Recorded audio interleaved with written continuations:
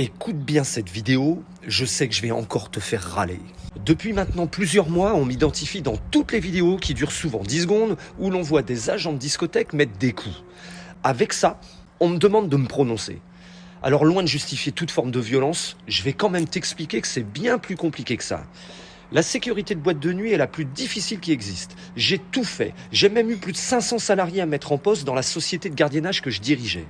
Magasins, sites industriels, concerts, protection rapprochée, intervenants rondiers, portiers de pub, casinos et bien sûr discothèque. De très loin, le plus difficile et le plus dangereux, c'est portier de discothèque. Alors surtout, ne t'arrête pas à une situation, mais bien à des dizaines subies sur le même week-end.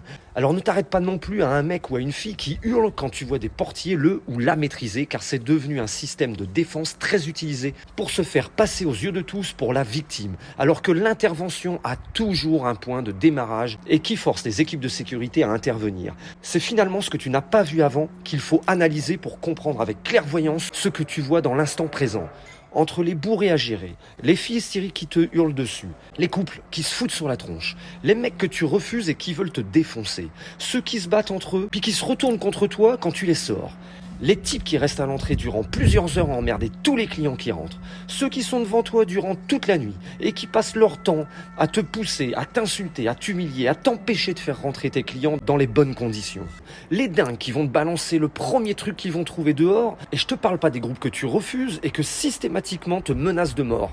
Ceux aussi qui se sont battus plusieurs fois en extérieur avec différents clients.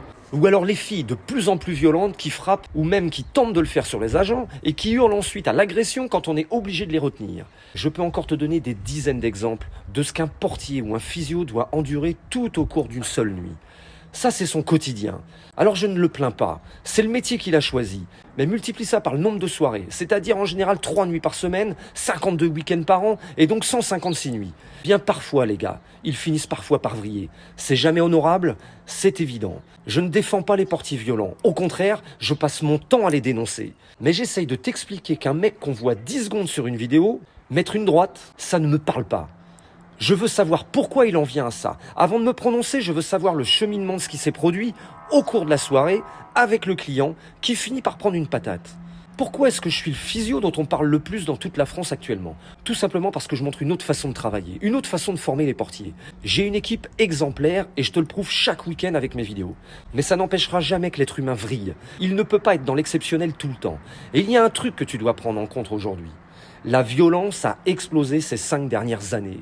Je suis un professionnel des milieux de la nuit depuis 30 ans et je peux te garantir que les règles ont vraiment changé.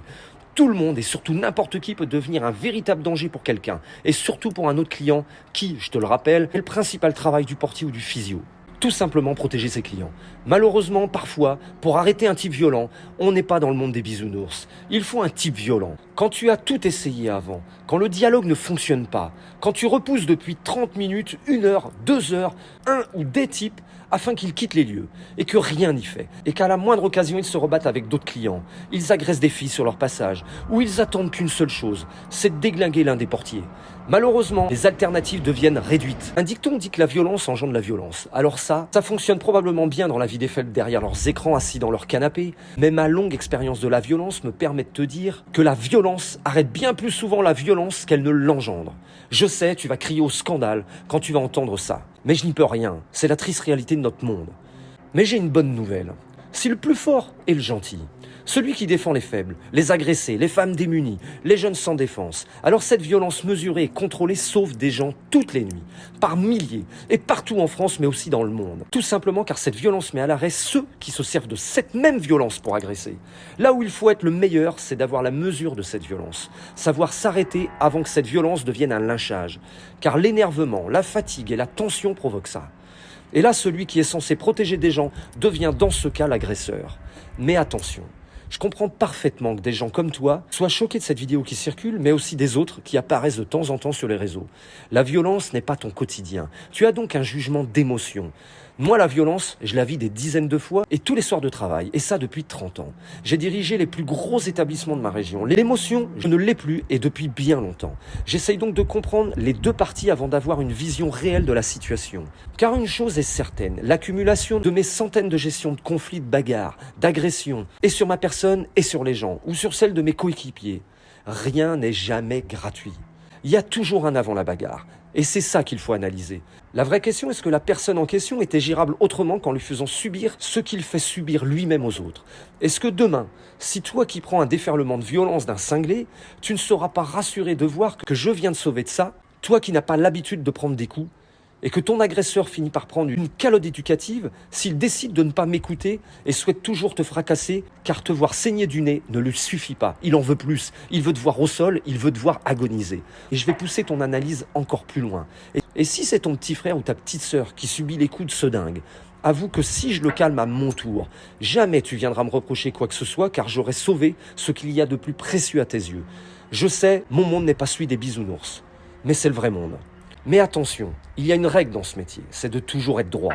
Il faut intervenir à la mesure des réactions. Tous les portiers de France ont une épée Damoclès au-dessus de la tête. À chacune de leurs interventions, ils mettent leur métier en danger.